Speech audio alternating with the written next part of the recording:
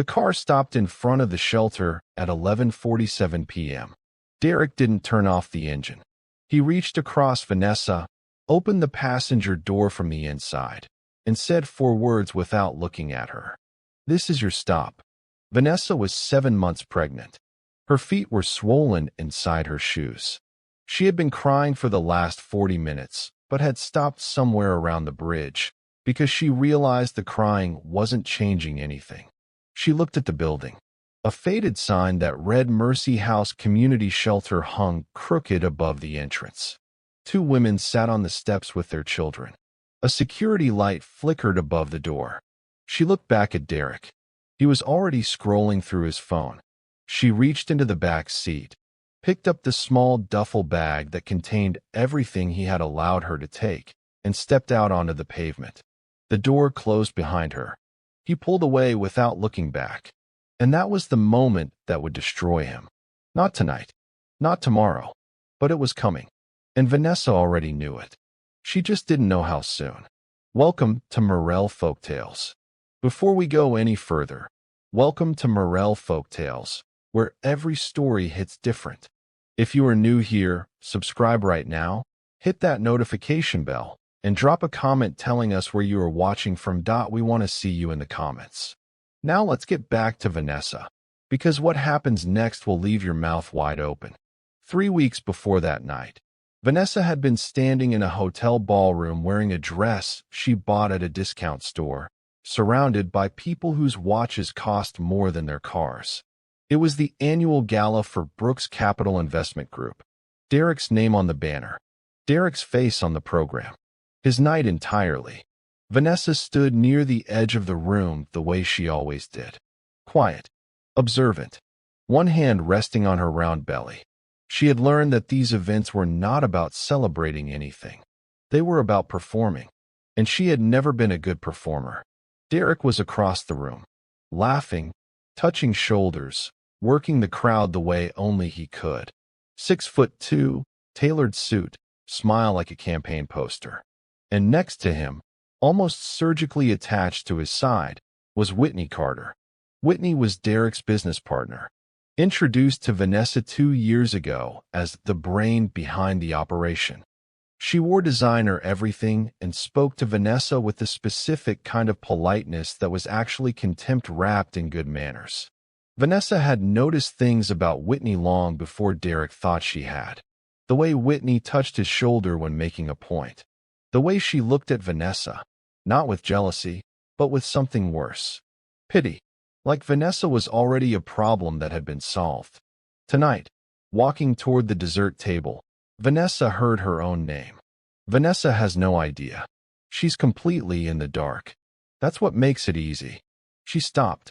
Whitney's voice, coming from just around a curved partition wall separating the ballroom from the catering corridor. Vanessa didn't move, didn't breathe. "She's 7 months pregnant," another woman said.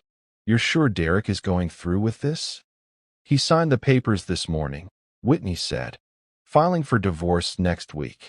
She has no money of her own, no career, no real family to run to. By the time she figures out what happened, we'll have already moved the assets." A pause. "What about the baby?" Whitney's voice didn't change. "He'll deal with that when it comes. A broke mother with a newborn isn't going to be fighting legal battles." Vanessa stood there with her hand flat against the wall. She did not cry. She did not shake. What happened inside her in that moment was not grief. It was clarity. She straightened up, smoothed the front of her dress, walked back into the ballroom, picked up a glass of sparkling water from a passing tray, smiled at someone who complimented her dress, and spent the rest of the night watching Derek and Whitney from across the room with completely new eyes. He had no idea what she had just heard. He had no idea that everything had just changed. The drive home was quiet. Derek talked about the gala. Investors. Deals. He was in a good mood. The kind that only made sense now that she understood what he was celebrating. She made small sounds. Really? That's great." She looked out the window the entire drive. That night, she sat in a cold bath and thought. She thought about 4 years of slowly giving up everything to become Derek's idea of a wife. She had stopped talking to most of her old contacts. She had declined opportunities. She had made herself smaller in every room because Derek had once told her, very gently, that her confidence could sometimes come across as a lot in certain settings. She had believed him. She thought about her father, Elias Bennett. She had not spoken to him in 11 months. Not because they had fought, but because Elias Bennett was the kind of man whose presence changed every room, every conversation, every dynamic, and Vanessa had spent her adult life trying to exist outside that shadow. She had wanted to be loved for who she was, not what she came from. She had never told Derek who her father was. Now she understood the love had never been there to begin with. She got out of the bath, stood in front of the mirror, and made 3 decisions. She was not going to confront Derek. Not yet. She was going to watch and collect every piece of information she needed. And when the time came, she was going to let him believe, completely and fully, that he had won. The next morning, while Derek was at the office, Vanessa made a call she had been putting off for nearly a year. Nessa, Raymond Osei, Uncle Ray, her father's closest advisor and oldest friend for 30 years. Not her uncle by blood, but the man who had taught her to ride a bike, who sat outside the emergency room when she had her appendix out at 14. I need help, she said, and I need information.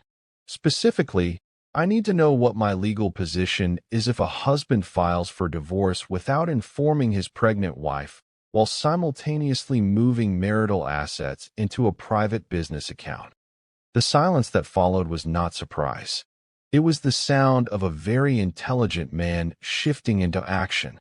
I'll have someone to you by Friday, he said. Someone you can trust completely. Thank you. Nessa. His voice dropped. You are not alone in this. You have never been alone. She put the phone down and opened her laptop. She started reading everything she could find about asset protection laws, divorce proceedings during pregnancy, and the legal structure of Brooks Capital Investment Group. She had time. Derek believed she was too emotionally fragile to be a threat. That was his first mistake. On Friday, a woman named Claire arrived under the pretense of being a prenatal wellness consultant. She was actually one of the most formidable private forensic accountants in the country. Uncle Ray had sent her. Over 10 days, with Derek none the wiser, Claire sat at the kitchen table with Vanessa and mapped out everything. What she found was worse than Vanessa had imagined. Over 14 months, Derek and Whitney had quietly restructured Brooks Capital. Offshore accounts in the Cayman Islands. A holding company in Delaware registered under a name with no obvious connection to Derek. A secondary LLC that Whitney controlled entirely. The marital assets, the house, 2 investment properties, a stock portfolio Vanessa had contributed to significantly in the first 2 years, had been methodically transferred into structures designed to appear as business assets rather than joint marital property. On paper, if Derek filed for divorce tomorrow, Vanessa would walk away with almost nothing. A contested claim on the house, possibly. A joint checking account drained to just under $4,000. They had been planning this for over a year. Claire set down her pen. The good news is that none of this is irreversible. Forensic accounting can trace every transfer. The moment divorce proceedings begin and you request full financial disclosure, every transfer becomes visible. But that only works if I have resources to fight it, Vanessa said. Claire looked at her steadily. Your father sent me personally. Resources are not something you will ever need to worry about. Vanessa looked at the documents spread across the table. 14 months of calculated, deliberate erasure of her financial existence. She has no money of her own, no career, no real family to run to. Document everything, Vanessa said quietly. Every transfer, every account, every date. And I need it organized in a way that can be handed directly to a legal team. Already in progress. And keep it completely invisible. He cannot know anything has changed. Claire picked up her pen. That is exactly what we will do. If you are still watching at this point, drop a comment and tell us what you think Derek's biggest mistake was so far. Let's see who is truly following this story. The next 2 weeks were the strangest of Vanessa's life. She cooked dinner. She asked about Derek's day. She laughed at his stories. She let him believe she was the same soft, unobservant woman he had decided wasn't worth keeping. Derek was looser during this time, more comfortable. He started spending more evenings at the office. He stopped pretending to explain. Once or twice, she caught Whitney's perfume on his jacket, and she simply carried it to the laundry room without a word. Underneath the surface, things were moving very fast. The legal team had filed protective motions. Every attempt by Derek's lawyers to access certain accounts had begun running into quiet, procedural walls with no obvious source. Completely legal. Completely effective. Derek's lawyer called him twice in one day. Vanessa was in the next room for the second call. What do you mean it's frozen? How is that possible? She walked slowly into the kitchen and made herself a glass of water. He came in 30 seconds later. Jaw set. Are you working with a lawyer? She looked up with tired eyes. I haven't been able to afford one yet, Derek. You know that. He studied her face. Every muscle in her expression was exactly where it needed to be. He nodded and went back to his call. She sipped her water and thought, not much longer now. Then, on a Thursday evening, he came home and sat across from her at the kitchen table with his hands folded and his face arranged into his version of sincerity. We need to talk, he said. This isn't working. The marriage. I've spoken to a lawyer. I want to file for divorce. She let her eyes fill. Just enough. Derek, her voice came out small. I know this is hard, he said, and his voice had the specific warmth of a man managing a situation, not comforting a person. But it's better to be honest. We'll work out the arrangements. I'll make sure you're taken care of. Taken care of. With $4,000 and a contested house claim. She let a tear fall, looked down at her belly. He reached out and touched her hand briefly, a gesture so hollow it almost made her laugh. I'll give you some time to process, he said, and went upstairs. Vanessa sat at the table, counted to 30. Then she picked up her phone and sent a single message to Claire. He told me tonight. Proceed with everything. 2 weeks later, Derek came home with a new request. He needed her out of the house by the end of the following week. The house is technically held under the business, he said. His voice was flat now, businesslike. The thin pretense of humanity fully dropped. My lawyers say the fastest path is if you vacate voluntarily. Where am I supposed to go? She asked. I'm 7 months pregnant. There are resources, he said. Shelters, transitional housing. It's temporary, Vanessa. He actually said it, out loud, to his pregnant wife. She looked at him for a long moment. Okay, she said. I'll figure something out. He seemed relieved she didn't fight him. What he didn't understand was that she had just been handed the most powerful thing she needed.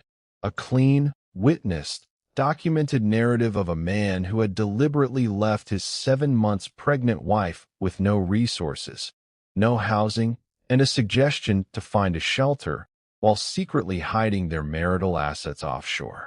That night, her phone lit up with a message from Uncle Ray. Nessa, I need to call you tonight. It's about your father. Please pick up when I ring. She let Derek drive her to the shelter on a Thursday night. She had packed the small bag herself, not because she had no options, but because she needed to let this play out exactly as he intended. Uncle Ray had spoken to her the night before. He had told her what happened. He had said, "Wherever you are, we will find you." So she let Derek stop the car at 11:47 p.m. in front of Mercy House. She got out.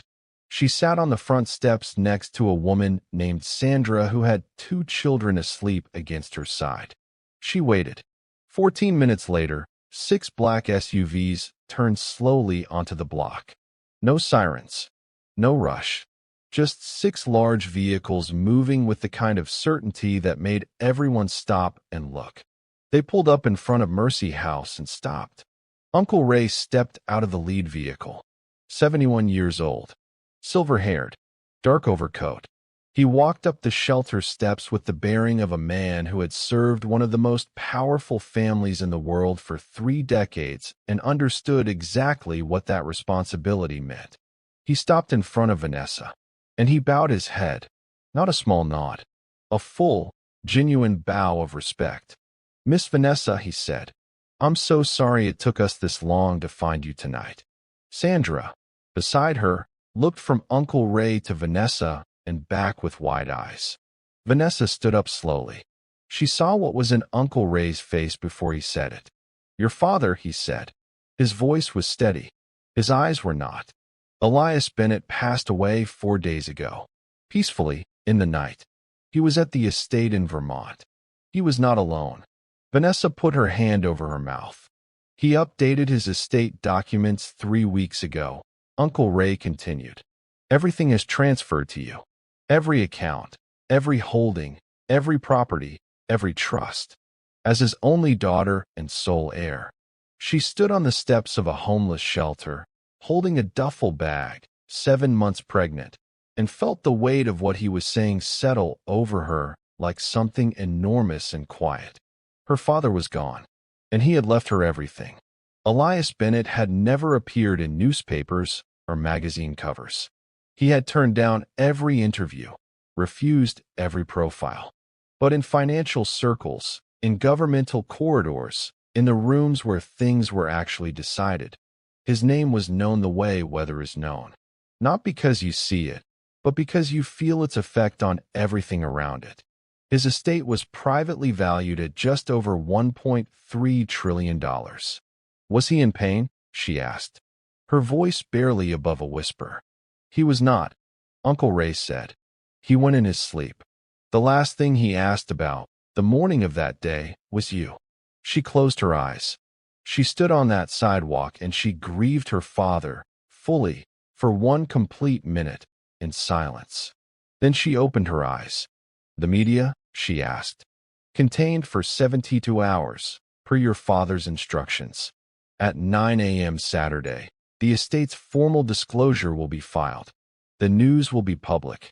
She thought about Derek, about Whitney, about 14 months of hidden accounts and offshore transfers, and a judge who was about to receive the complete financial history of a man who had dropped his pregnant wife at a homeless shelter. "Uncle Ray," she said, "I need the legal team on standby for Saturday morning." "They already are." She turned and looked at the shelter building, at Sandra sitting beside her with her children. "I'm going to stay inside tonight," she said. Uncle Ray looked at her carefully. "I want to understand what this place is," she said simply. He nodded. "I will have a team outside through the night." She turned back to Sandra, whose expression was somewhere between stunned and speechless. "I'm sorry for all of that," Vanessa said quietly. "Who are you?" Sandra asked. Vanessa almost smiled. It was the first time she had almost smiled in a long time. "Just someone who needed a place to sit tonight," she said. "My name is Vanessa." The financial disclosure was filed at 9 a.m. By 9:45 a.m., 3 major financial news outlets had run the story. By 10:30 a.m., it was everywhere. Elias Bennett, reclusive trillionaire, dies at 74. Sole heir, daughter Vanessa Bennett. By noon, 2 of Derek's largest remaining investors had sent formal withdrawal notices to Brooks Capital. By 2 p.m., Whitney Carter's phone had gone silent. Every call she made went unanswered. The financial world moves at the speed of information, and the information had arrived. Derek found out the way he found out everything he didn't expect, from someone else, in public, at a moment when his face had nowhere to hide. He was at a lunch meeting when the man across the table looked at his phone, looked up, and said with genuine confusion, "Is your wife Vanessa Bennett?" As in, the daughter of Elias Bennett. Derek's fork stopped halfway to his mouth. "The trillionaire," the man continued. "Derek, what exactly is happening with your wife?" The lunch ended 11 minutes later. The legal documents were served to Derek at 4:30 p.m., delivered by a senior partner from one of the country's most formidable law firms. Precise, professional, and absolutely devastating in its thoroughness. Every offshore transfer documented. Every account named. Every date recorded. A formal record of the shelter drop-off, time-stamped, witnessed, supported by shelter staff testimony, Sandra's statement, and exterior security camera footage showing a pregnant woman being left at a homeless shelter at 11:47 p.m. with a single bag. Derek sat in his car in a parking lot and read through every page. He called Whitney. No answer.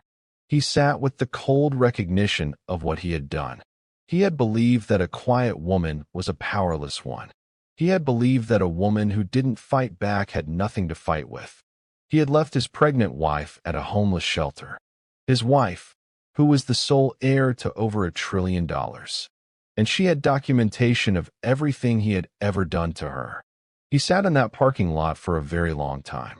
The divorce proceedings concluded with very little room for Derek's legal team to maneuver. The forensic documentation was thorough. The record of abandonment was included. Every offshore transfer was traced and challenged. Derek was required to return the transferred marital assets, pay a settlement that reflected both the financial harm and the documented circumstances of abandonment. Their daughter, born 6 weeks after the night at Mercy House, healthy and quiet and named after Vanessa's mother, remained in Vanessa's primary care. Whitney Carter's name disappeared from Brooks Capital within 3 weeks of the disclosure. 2 investors filed civil suits. The company, stripped of its hidden resources and with its reputation collapsing, was sold at a significant loss 18 months later. Derek never rebuilt what he had. Not because the money was entirely gone, but because in the circles where he had built his identity, his name now carried a story that followed it everywhere. The man who had left his pregnant wife at a homeless shelter. The man who hadn't known who she was. The man so convinced he was the smartest person in the room that he had never actually looked at the woman sitting next to him. That story does not go away. Vanessa did not attend any press conference. She gave no interviews. She returned to the city 4 months after her daughter was born and moved into a house in the same quiet neighborhood where she and Derek had first lived when the marriage was still something she believed in. She renovated it. She put the garden back in. She also bought Mercy House. The process was straightforward. The shelter had been struggling for funding for years. Vanessa purchased the building, established a foundation to fund its operations indefinitely, and sat down with the shelter director without a press release or a ribbon cutting or a photographer in sight. What would actually help the people who come here? She asked. And then she listened. What followed over the next 2 years was a quiet transformation. Mercy House became a fully resourced support center, legal aid, financial literacy programs, childcare, job placement support. Staff were paid properly. Families had real pathways forward. Sandra, the woman sitting on the steps that night, was offered a position as community coordinator 18 months later. She took it. On the first anniversary of the night she had stood on that pavement, Vanessa drove back alone. She sat on the front steps for 20 minutes. The new sign was up, cleaner, well-lit. She had kept the name specifically. Mercy House. Some things should stay as they are. A young woman came and sat beside her, eyes that had seen something hard recently, holding a bag that looked like everything she owned. Vanessa didn't announce herself. "Rough night?" she said. The woman looked at her and nodded. "Yeah," Vanessa said. "I've had one of those." They sat together on the steps in the night air. 2 women. No introduction needed. Then Vanessa stood, smoothed her coat, and went inside to meet with the director about the foundation's next phase. She did not look back. She didn't need to. Derek had believed that leaving was the best decision he ever made. He was right about one thing. It was the most important decision either of them would ever make. He just got the outcome completely wrong. Vanessa had never needed saving. She had never needed anyone to hand her power. She had simply needed the one thing he had never given her, the room to become exactly who she already was. And in trying to take everything from her, he had given her precisely that. Thank you for watching Morel Folktales.